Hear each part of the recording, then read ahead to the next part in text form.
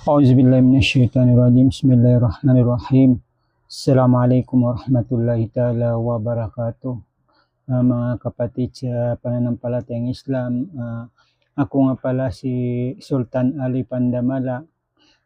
Dito sa TikTok, ako yung tinatawag na sulutan sa TikTok. Meron akong ibabahagi sa inyo, mga kapatid sa pananampalataya, tungkol sa ating kapatid na si Brother Robin Padilla. Nung una na kanyang pag-shootingan yung Mista.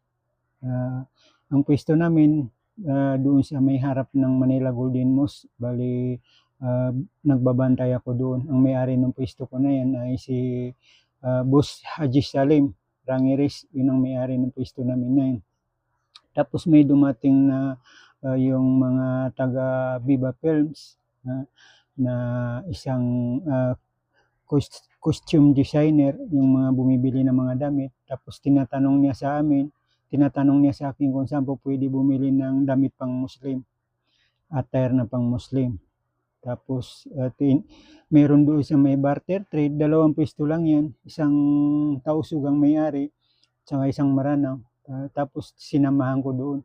Tapos nung makabili na siya, siguro doon sa isa, ang halaga nung nabili namin doon sa Maranaw may 10,000. Pagdating naman doon sa kabila, mga 9,000 ganun. May mga ganito guys. Ito. May nabili kaming ganito para doon sa matanda na naghuhukom. Tapos kay Bapa.